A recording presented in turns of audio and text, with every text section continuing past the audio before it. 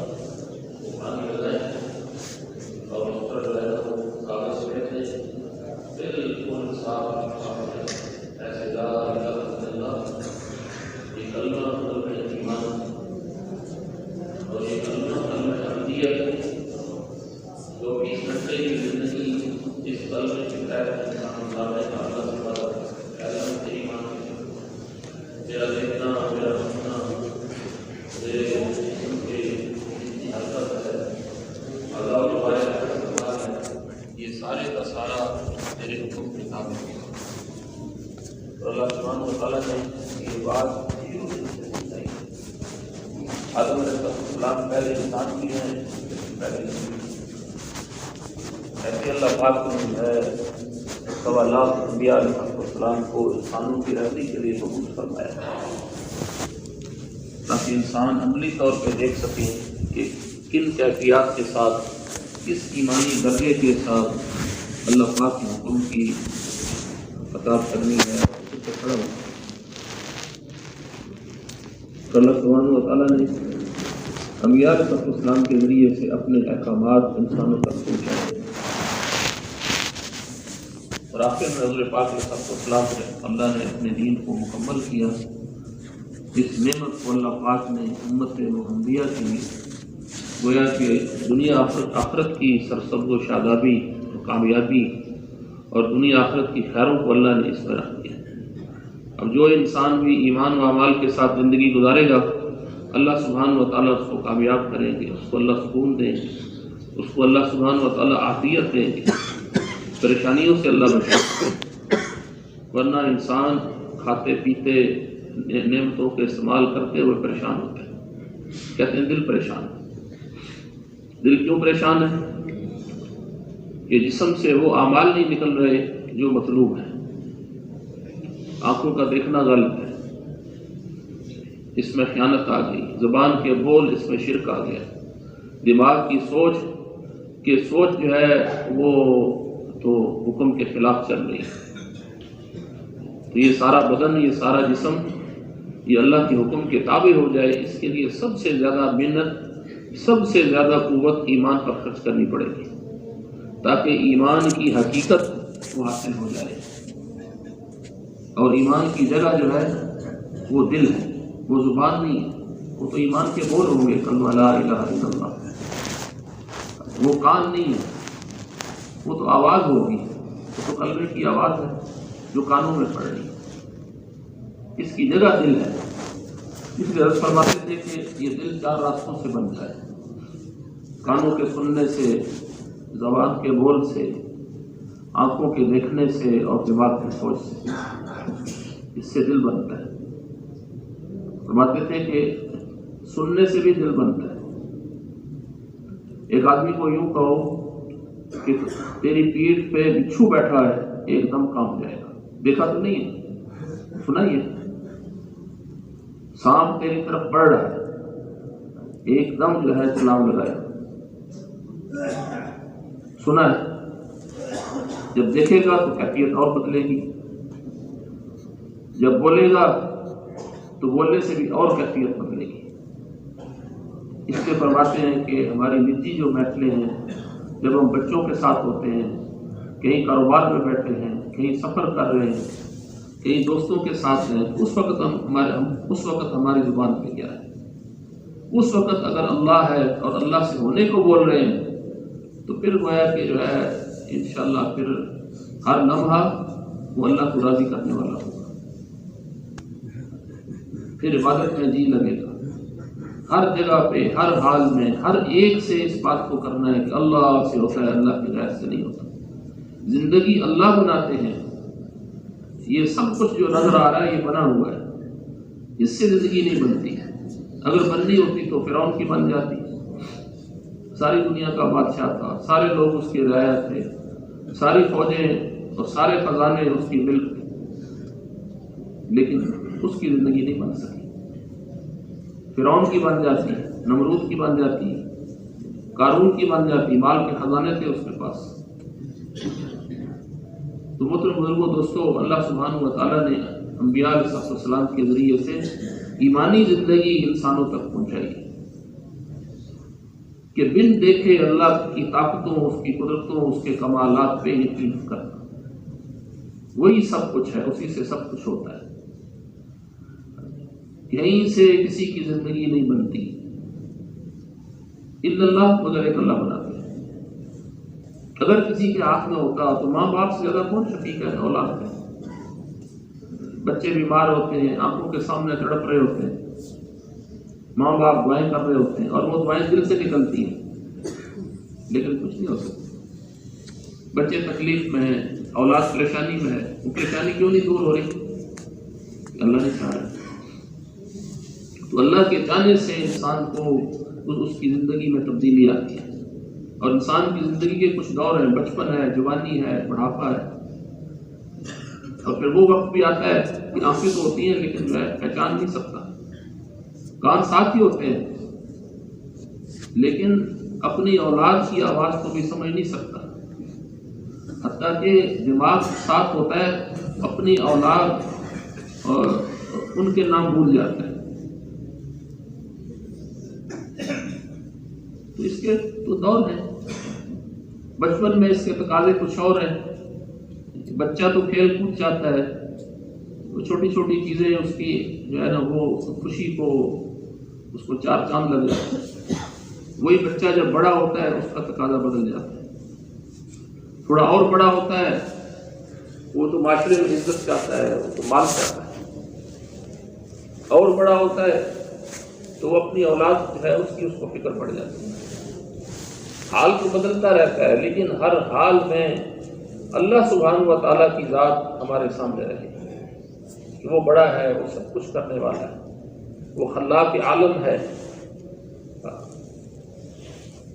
اس ایک اللہ کی عبادت میں لگنا، اسی کی تعریف کرنا، اسی کے سامنے سجدہ کرنا، اسی کے سامنے اپنی حاجت کو رکھنا، یہ انسان سے مطلوب ہے۔ انسان کے اندر تو جو ہے وہ تو تقاضے ہیں، اور وہ تقاضے بدلتے رہتے ہیں، ماحول کے بدلنے سے بھی تقاضے بدل جاتے ہیں، لیکن انبیاء علیہ السلام یہ بات سکھلاتے ہیں کہ دیکھو اللہ کو سامنے رکھ کے اپنی زندگی گزارو کہ اللہ ہم سے کیا چاہتے ہیں۔ اللہ سبحانہ و تعالیٰ کبھی بھی اس کو برداشت نہیں کرتے کہ بندہ تو میرا ہو لیکن میرے غیر کے سامنے اپنی حاجت کو رکھے۔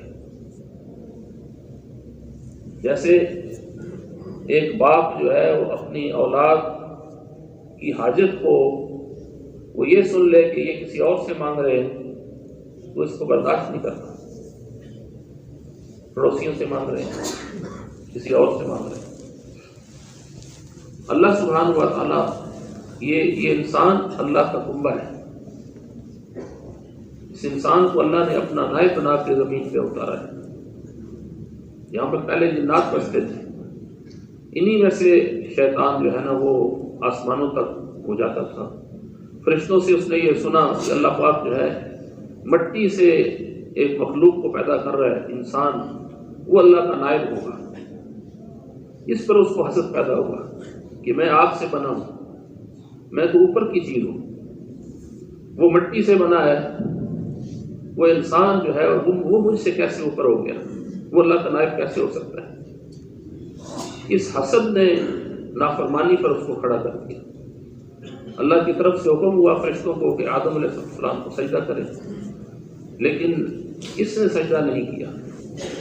اس ایک سجدہ نہ کرنے کی وجہ سے ہمیشہ کے لیے اللہ کے دربار سے نکالا گیا اور ہمیشہ کے لیے یہ جہنم میں جلے گا۔ تو انبیاء علیہ السلام اس کے لیے آتے تھے کہ انسان وہ نبیوں والے راستے پہ چلے، شیطان کے راستے پہ نہ چلے۔ اور نفس و خواہشات یہ انسان کے دشمن ہیں جو کہ اندر بیٹھے ہوئے ہیں۔ شیطان کا حملہ تو باہر سے ہوگا، لیکن اندر کا جو دشمن ہے یہ اس سے بھی زیادہ طاقتور ہے۔ اندر چاہت ہے، خواہش ہے، حاجت پوری ہو جائے، کچھ بھی ہو۔ اور جو انسان اپنے آپ کو نفس کے تابع کرتا ہے تو اس کے سامنے حکم کا پورا ہونا، حکم کے خلاف چلنا یہ کوئی معنی نہیں رکھتا۔ اس لیے ایسے ایمان کی ضرورت ہے کہ جو ہمیں نافرمانی سے بچا دے۔ اس کے لیے انسان اپنی ذات پہ محنت کرے، اور اس امت کو جو اللہ پاک نے مبارک محنت دی ہے، ظاہر تو یہ ہے کہ یہ دوسروں سے بات کر رہا ہے، لیکن اس کا نشانہ اپنا دل ہوتا ہے۔ دوسروں کے دل تک تو کب پہنچے گی؟ وہ تو سارے جہان والے مل کے ایک انسان کو ہدایت نہیں دے سکتے جب تک اللہ نہ چاہے۔ حکم ہے کہ اس محنت میں لگو، لیکن نشانہ اپنا دل ہے کہ سب سے بڑا محتاج میں خود ہوں، اور انسان تھوڑی دیر کے لیے بھی ہدایت پہ قائم نہیں رہ سکتا جب تک اللہ کی مدد ساتھ نہ ہو۔ اس لیے جو ہے ہر رکعت میں یہی دعا ہے، اللہ ہم تیری ہی عبادت کرتے ہیں اور تجھ ہی سے مدد مانگتے ہیں۔ مدد کیا مانگتے ہیں؟ کہ تو ہمیں سیدھے راستے پہ چلا۔ فجر میں بھی یہی ہے، اشراق میں بھی یہی دعا ہے، چاشت میں بھی یہی ہے، پھر ظہر ہے، تو دن میں بھی، رات میں بھی، ہر وقت یہی دعا ہے۔ تو کیا جو ہے فجر میں انسان گمراہ تھا کہ ظہر میں وہی مانگ رہا ہے؟ نہیں، تھوڑی دیر کے لیے بھی انسان ہدایت پہ قائم نہیں رہ سکتا جب تک اللہ کی مدد ساتھ نہ ہو۔ تو اللہ کی مدد کو ساتھ لینا، اللہ کی ذات پہ بھروسہ کرنا، اللہ کی ذات پہ یقین کرنا، یہ ہماری سب سے بڑی حاجت ہے۔ اس سے بڑی کوئی حاجت نہیں۔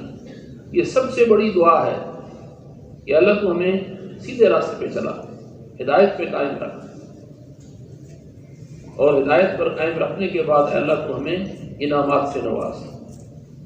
کون سے انعامات؟ جن انعامات سے تو نے انبیاء علیہ السلام کو نوازا۔ تو محترم بزرگوں، دوستو، یہ سب سے پہلی اور بنیادی محنت ہے، اور حضور پاک علیہ السلام کی زندگی اتنی پاکیزہ ہے اور اتنی اس کے اندر نورانیت ہے کہ آپ کی ہر سنت پہ چلنا، اس میں اللہ نے جو ہے خیروں کی خیر اس میں چھپی ہوئی ہے۔ اس سنت کا اتباع کرنا۔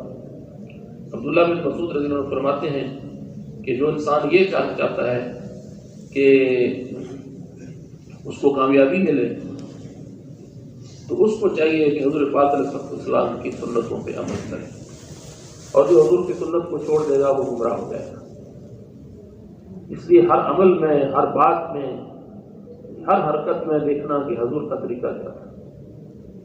آپ دیکھتے کیسے تھے، آپ چلتے کیسے تھے، آپ کسی کی طرف متوجہ کیسے ہوتے تھے، لوگوں کے ساتھ آپ کے معاملات کیسے تھے، آپ کے اخلاق کیسے تھے۔ تو اور آپ صلی اللہ علیہ وسلم کی ایک زندگی کا ہر لمحہ قیامت تک آنے والے انسانوں کے لیے رہنمائی پیش کرتا ہے۔ جو حضور کی زندگی کو جس شعبے میں چھوڑے گا، جس شعبے میں چھوڑے گا، وہ شعبہ انسانوں کے لیے پریشانی کا باعث بنے گا۔ وہ انسان، وہ گھر، وہ جگہ جہاں پر زندگی سنت کے خلاف ہوگی۔ اس لیے جو ہے لا الہ الا اللہ محمد رسول اللہ، یہ کلمہ جو ہے یہ تو انسان کی کامیابی کے لیے۔ اس کے ساتھ دوسری محنت نمازوں کی محنت ہے۔ اس انسان نے، اس بدن نے کہیں نہ کہیں جھکنا ہے۔ اگر یہ اللہ کے سامنے نہ جھکا تو مال کے سامنے جھکے گا، یہ مال کے لیے تھکے گا، یہ مال کے لیے انسان جاگے گا، مال کے لیے یہ انسان سفر کرے گا۔ اس جسم کی قوت مادی چیزوں پہ خرچ ہوگی اور مادی نقشوں کو بڑھائے گا، حتیٰ کہ یہ مادی نقشے یہ اس انسان کو نگل جائے گی جیسے زمین کسی چیز کو نگلتی ہے، نام و نشان تک باقی نہیں رہے گا۔ کتنی قومیں آئیں، انہوں نے مادی نقشوں کو یہاں تک بڑھایا کہ خالی ٹوکرا باغ میں اپنے سر پر لے کے چلیں تو تھوڑی دیر میں ہی پکے ہوئے پھلوں سے وہ ٹوکرا بھر جاتا تھا، اور انہوں نے ایسے ایسے ڈیم بنائے کہ آج جو ہے لوگ اپنے آپ کو خود کہتے ہیں کہ ہم نے بڑی ترقی کر لی، ویسے ڈیم نہیں بنا سکتے، اور پہاڑوں کو کھود کھود کے انہوں نے گھر بنائے، ویسے مضبوط قلعے آج نہیں بنا سکتے۔ سب کچھ کیا لیکن کامیابی نہیں ملی۔ کامیابی اس لیے نہیں ملی کہ وہ اللہ کے حکم پہ کھڑے نہیں ہوئے، زمین پر اللہ کے حکموں کو قائم نہیں کیا۔ تو اللہ کے حکموں میں قائم کرنے میں سب سے بڑا حکم نماز کا ہے کہ نماز کو قائم کرو۔ تو محترم بزرگوں دوستوں، ہر طرف اس کی فضا ہو کہ نماز سے پہلے اس کی تیاری شروع ہو۔ جیسے مادی نقشوں والے کسی بازار میں چلے جائیں، کسی دفتر میں چلے جائیں تو وقت سے پہلے ہی وہ کھلنا شروع ہو جاتے ہیں، وہاں پہ صفائیاں شروع ہو جاتی ہیں، وہاں کی تیاریاں شروع ہو جاتی ہیں۔ کسی منڈی میں چلے جائیں تو گھنٹوں پہلے جو ہے اس طریقے سے اہتمام ہو، اور اللہ سبحانہ و تعالیٰ نے عملی نمونہ بعض لوگوں کو بنایا۔ حضور پاک علیہ السلام حضرت عائشہ رضی اللہ عنہا فرماتی ہیں کہ جب نماز کا وقت آتا تو آپ صلی اللہ علیہ وسلم تو یعنی گویا کہ ہمیں پہچانتے ہی نہیں، جیسے کوئی اجنبی انسان ہوتا ہے۔ تو ساری نسبتیں، سارے تعلق ایک طرف، اللہ سبحانہ و تعالیٰ کی اطاعت، اللہ کا تعلق سب سے اوپر کی چیز ہے۔ اللہ سے بڑھ کے ہمیں کوئی محبوب نہیں ہو سکتا، اللہ سے بڑھ کے ہمیں کوئی مقصود نہیں ہو سکتا۔ اللہ کی معیت مل جائے، اللہ کا تعلق مل جائے، اللہ کی محبت مل جائے، اور اللہ ہی سے ہم ڈرنے والے بن جائیں، یہ سب سے بڑا گویا انسان کے پاس خزانہ ہے۔ اگر یہ نہیں ہے تو پھر الفاظ ہے، تو پھر تو کاغذ پہ شعر بنا دیں وہ تو کاغذی شعر ہوگا، پھر پھل بنا دیں کاغذ پہ تو ان میں حقیقت تو نہیں ہے۔ اس لیے محترم بزرگوں دوستوں، نماز پہ محنت کرنا، نماز کا اہتمام جو ہے اللہ سے مانگنا، اور اس میں رکاوٹیں آتی ہیں، اس میں جو ہے جسم کی حاجتیں ہیں، ضرورتیں ہیں، انسان کو نیند بھی آتی ہے، تو نیند سے زیادہ نماز، کھانے سے زیادہ نماز، کوئی خوشی آ گئی وہ خوشی جو ہے وہ اس میں بھی نماز ہے، غم آ گیا تو پھر بھی نماز ہے کہ نماز میں کھڑے ہو گئے، کہیں سے خبر آ گئی تو فلاں موت ہو گیا تو نماز ہے۔ تو محترم بزرگوں دوستوں، اگر نماز میں ہمارا جی لگ گیا تو پھر جو ہے بڑی بڑی بشارتیں، ایمان پہ موت آئے گی، موت کے وقت کلمہ نصیب ہوگا، یہ نماز جو ہے یہ اعمال ناموں کے ترازو میں جو ہے بوجھ اور وزن کے طور پہ آئے گی، یہ فرشتوں کی محبوب چیز ہے۔ جس آدمی کا دل نماز میں لگ گیا، اشراق ہے، چاشت ہے، اوابین ہے، بعض علماء فرماتے ہیں کہ تہجد اور اشراق میں 19-20 کا فرق ہے، لیکن اگر تعلق ہمارا مادی نقشوں کے ساتھ ہوا تو تھوڑی سی مصروفیت کی وجہ سے انسان اشراق کو چھوڑ دے گا، تھوڑی سی حاجت کی وجہ سے، اس نے ایک چپاتی کھانی ہے، اس نے تو تھوڑی سی چیز 1-2 پھل کھائے گا تو اس کا پیٹ بھر جاتا ہے، سامنے ڈھیر لگے ہوئے ہیں، وہ تو اندر کی حوث ہے کہ سونے چاندی کے ڈھیر لگ جائیں تو اندر کی حوث بھرے نہ، انسان کی لالچ بڑھتی جائے کہ اور ملے اور ملے۔ اس سے آتا ہے حدیث میں کہ اس کو اگر ایک جنگل سونے کا ملے تو یہ دوسرے کی طلب کرے، یہ حوث تو بڑھتی ہے، اس کے پیٹ کو تو قبر کی مٹی بھرے گی، دنیا کے خزانے اس کے پیٹ کو نہیں بھر سکتے، اور جس نے اپنا جی دنیا میں لگا لیا، فرمایا کہ اس سے بڑا تو کوئی احمق نہیں ہے۔ یہ دنیا اس کا گھر ہے جس کا آخرت میں گھر نہیں، یہ دنیا اس کا مال ہے جس کا آخرت میں مال نہیں، جس کو وہ جمع کرتا ہے جس میں عقل نہیں۔ جیسے ایک پاگل انسان وہ کوڑے کرکٹ کے ڈھیر کو جمع کرتا ہے، وہ اس کو جمع کر، اس کی کوئی قیمت نہیں۔ حضور پاک علیہ السلام تشریف لے جا رہے تھے تو راستے میں ایک بکری کا بچہ مرا ہوا پڑا تھا، انہوں نے فرمایا کہ کون اس کو لے گا؟ اللہ کے رسول اس کو تو کوئی بھی دینے کے لیے تیار نہیں۔ تو بھائی یہی دنیا کی مثال ہے۔ دنیا کا دھوکہ موت سے پہلے کھلتا نہیں، موت میں کھلتا ہے، انسان کچھ کر نہیں سکتا۔ حضرات صحابہ کرام تاجر بھی تھے، زراعت پیشہ بھی تھے، سب کچھ کرتے تھے، حتیٰ کہ علاقوں کے حاکم بھی بنے، دنیا کی حکومت بھی ان کے پاس آئی، لیکن حکم کو دیکھتے چلے، اور ہر لمحے حکم بدلتا ہے۔ ایک آدمی کھانا کھا رہا ہے، باہر سے آواز آئی کہ اللہ کے نام پہ دے دو، تو جس قدر تعلق ہوگا اسی کے بقدر اس کے جسم سے عمل نکلے گا۔ حضرت علی رضی اللہ تعالیٰ عنہ اور حضرت فاطمہ رضی اللہ، بچے بیمار ہوئے حسنین، تو انہوں نے منت مانی کہ 3 دن روزہ رکھیں گے۔ تو کھانے کے لیے بیٹھے تو باہر سے فقیر نے آواز دی کہ اللہ کے نام پہ دے دو، تو روٹی پڑی تھی اٹھا کے ان کو دے دی، تو بغیر کھانا کھائے انہوں نے پانی سے افطار کیا۔ ایسے ہی پہلا دن، دوسرا دن، تیسرا دن، تو اگر اس اللہ سے تعلق نہیں بنا تو اللہ کے نام پہ یا اس کے کام کے لیے یا اس کی عبادت کے لیے جب آواز لگے گی تو انسان اپنے آپ کو پیچھے کرے گا کہ نہیں میرے پاس تو وقت نہیں، میں تو بیمار ہوں، میرے بچوں کا مسئلہ ہے، تو اپنے مسائل سامنے کرے گا۔ اس لیے کہتے ہیں کہ صحابہ کی زندگی پڑھو، یعنی ایک سفر میں 3 صحابی اس سفر میں نہیں جا سکے، پیچھے رہ گئے۔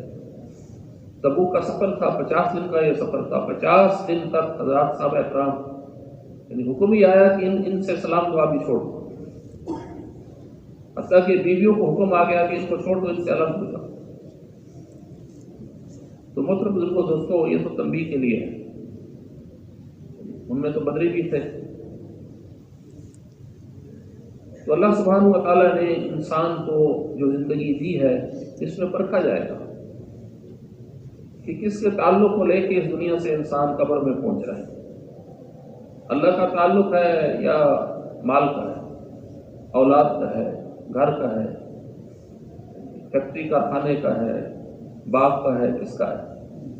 اور اندر چاہت کیا ہے؟ ایک یہ کہ ہے نہیں لیکن چاہت ہے۔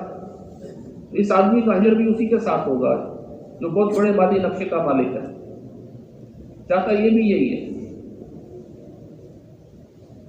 یہ اور وہ دونوں گویا کے برابر ہو گئے۔ اس لیے کہتے ہیں کہ بھائی محنت کر کے اپنے رخ کو دنیا سے آخرت کی طرف پھیرنا۔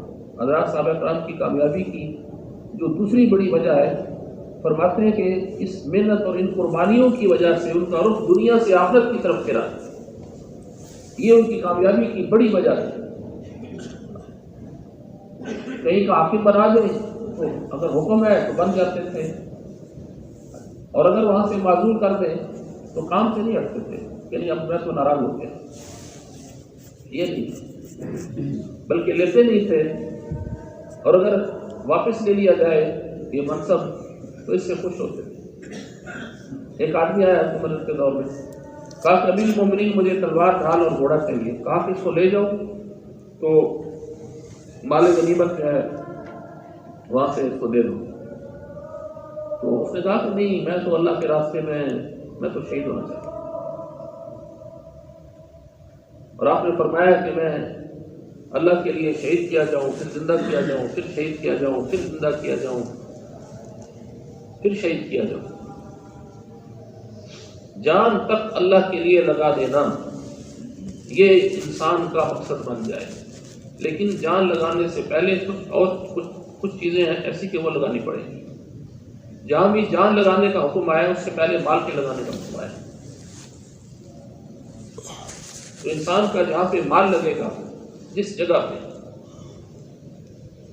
دنیا کے نقشوں کو بڑھانے پہ اگر مال لگائے تو اس کی جان بھی اسی کے لیے، یہ جان بھی دے دے گا. مثالیں ہم دیکھتے ہیں، چھوٹی چھوٹی چیز کے اوپر جھگڑا ہو جاتا ہے. جہاں اس کا مال لگے گا، جہاں اس کا وقت لگے گا، یہ جان بھی اس کے لیے لگا دے گا. اللہ پاک نے ہمیں بہت بڑی مبارک محنت دی ہے.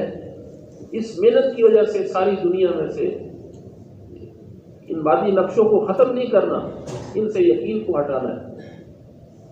حضرت صحابہ کرام فرماتے تھے کہ ہمارا یقین یہاں تک بن چکا ہے کہ آسمان سے ایک بوند پانی کی نہ برسے، زمین سے اناج کا ایک دانہ نہ نکلے، اللہ ہمیں پھر بھی پالے. وہ فرماتے تھے کہ ہم نے اللہ کی غیبی مددوں کو اپنی آنکھوں سے اس قدر دیکھا ہے کہ ہمارا ایمان تو مشاہدے کا ایمان ہو گیا. قدم قدم پہ انہوں نے غیبی مددوں کو دیکھا. سمندروں پہ اللہ نے ان کو چلایا جیسا کہ جو ہے وہ انسان چاراہوں پہ چلتا ہے. آگ، پانی، مٹی، ہوا کو اللہ نے ان کے تابع کر دیا. وہ تابع اس لیے کیا تھا کہ اپنی جان کا نذرانہ ہاتھ کے لیے کرتے تھے کہ اللہ تو اس کو قبول کر لے. ان کی زندگی کا منتہائی مقصد اللہ کے لیے جان کو لگا دینا. جب جان لگ جائے تو مال کو اس سے پہلے انسان لگا دیتا ہے. اور دنیا کی بڑی سے بڑی نسبت اور بڑا سے بڑا مقصد ان کو جو ہے نا وہ اس سے ہٹا نہیں سکا. بڑی سے بڑی نسبت وہ مقصد پہ قائم رہے. حضرت بکر صدیق رضی اللہ تعالیٰ عنہ بہت عزت تھی، فیصلے کرتے تھے اور امین تھے اور صادق تھے، سب کچھ تھا. لیکن کلمہ حق انہوں نے کہا، مشرکین کے درمیان میں کہا اور عرب کے اندر کہا. اس قدر مار پڑی کہ چہرہ سوج گیا، موت کے قریب ہو گئے. لیکن جب بولے تو سب سے پہلے الفاظ یہی تھے کہ حضور پاک علیہ السلام کا کیا حال ہے. تو انسان اپنی پھر جان بھی لگا دیتا ہے. اس لیے سب سے پہلے اپنے جسم کو قابو کرنا ہوگا. وقت جو ہے، جو لمحہ ہمارا دنیا کے نقشوں کے لیے صرف ہوگا اس کا اثر ضرور ہے. ہر چیز کا اثر ہوتا ہے، گرمی سردی کا ہے، دن رات کا ہے، سورج نکلتا ہے تو روشنی کا اثر ہے. اس روشنی کا اثر یہ تو پہاڑوں کے اندر تک جاتا ہے. ایسے ہی اگر دنیا میں ایمان کی فضا بنانی ہے تو اس کے لیے محنت کرنا ہوگی. ایک ایک انسان سے مل کے ایک ایک انسان کے اوپر محنت کرنا ہوگی کہ ہر انسان اس کا انتہائی مقصد جو ہے وہ اللہ کی ذات ہو جائے. اللہ سبحانہ و تعالیٰ کے لیے اس جسم کو تھکانا. حضور صلی اللہ علیہ وسلم کا جو سفر تھا طائف کا، یعنی آپ صلی اللہ علیہ وسلم 22 دن وہاں پہ رہے. ایک ایک انسان سے آپ ملتے تھے اور جو ہے سرداروں سے ملے، عام لوگوں سے ملے. یہ نہیں تھا کہ سرکری صاحب جا کے آپ نے تھوڑی سی بات کی کہ اللہ وحدہ لا شریک ہے، میں اللہ کا رسول ہوں، مجھ پہ ایمان لے کے اور وہاں سے واپس آ گئے. ایسے نہیں تھا. وہ تو بحث و تکرار کی، وہ تو لوگوں کو اس کے اوپر قائل کرنا تھا. انسان جس چیز کا دعویٰ کرتا ہے نا کہ یہ چیز میری ہے، یہ جگہ میری ہے، یہ دکان میری ہے، تو اگر کوئی اور دعوے دار بن جائے تو اس پر وہ جھگڑا کرتا ہے، دلیلیں پیش کرتا ہے، ثبوت لاتا ہے، گواہ جو ہے سامنے پیش کرتا ہے کہ اس کا مالک کون ہے. حضرات انبیاء علیہ السلام وہ تو اپنی قوت لگاتے تھے. نوح علیہ السلام نے 950 سال اللہ کا تعارف کرایا، اللہ کی وحدانیت کو کھولا. آپ کی قوم جو ہے وہ مشرک تھے، بت پرست تھے. تو اللہ پاک نے فرمایا کہ اے نوح ان سے لا الہ الا اللہ کی ان کو تلقین کرو. لیکن سنتے نہیں تھے، حتیٰ کہ یہاں تک مزاحمت کی کہ پتھر مارتے تھے، حضور علیہ السلام لو لہان ہو جاتے ہیں، لیکن انہوں نے 9 صدیاں 50 سال اوپر کام سے نہیں ہٹے۔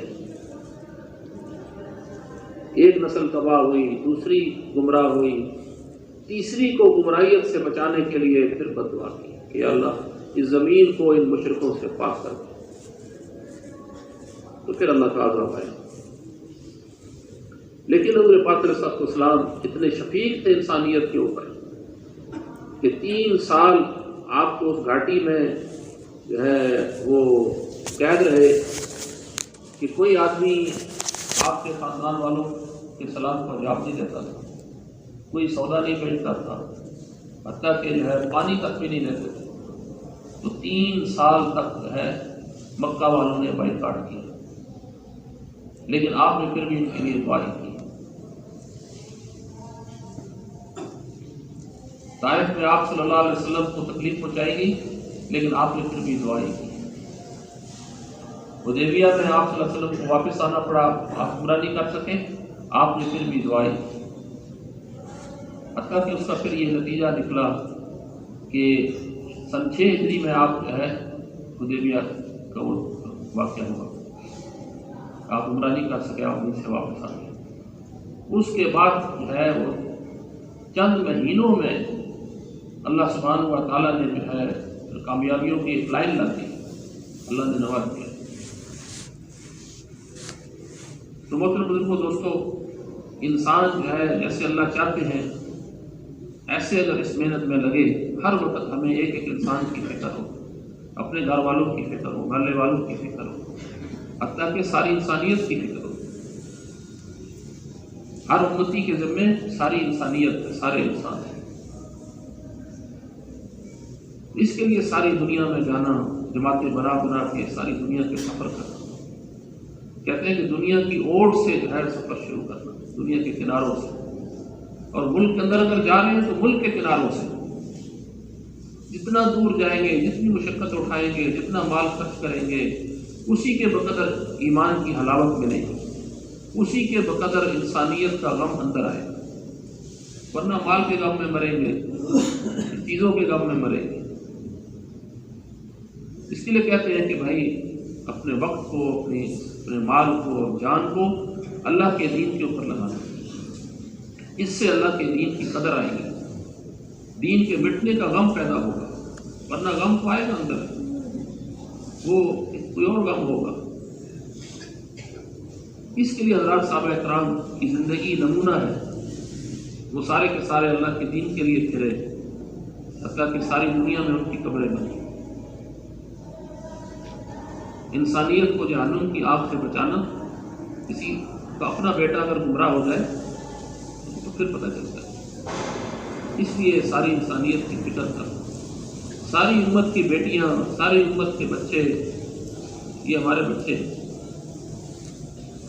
ایک ایک انسان سے تعلق ہو۔ آپ صلی اللہ علیہ وسلم کا غم اس محنت کی وجہ سے بڑھتا ہی گیا۔ آپ کو دنیا پیش کی گئی، لیکن آپ صلی اللہ علیہ وسلم نے اس سے منہ پھیر دیا۔ ایک انسان کو جہنم سے بچا لیا جائے، ساری دنیا کے خزانوں کی کوئی حیثیت نہیں۔ اس لیے ہے اس محنت میں لگنا، اور ایک ایک مسلمان کو اس محنت کے لیے تیار کرنا۔ تو سارے اس کی نیت کرتے ہیں انشاءاللہ۔ تو بھائی یہ گزارش ہے کہ اس کے لیے نقد، اس لیے کہ زندگی کا کچھ پتہ نہیں ہے، انسان سمجھتا ہے صحت صحیح ہے، جوان ہوں، ابھی تو بڑا وقت ہے، تو وہ تو دیکھتے دیکھتے موت آ جاتی ہے۔ فرمایا موت چھپ کے بیٹھی ہے، اچانک آئے گی، تمہیں خبر بھی نہیں ہوگی۔ ہمت کریں جی ماشاء اللہ۔ ان حضرات کے ابھی تک 4 مہینے نہیں لگے، وہ 4 مہینے کے لیے نام لکھو، 4 مہینے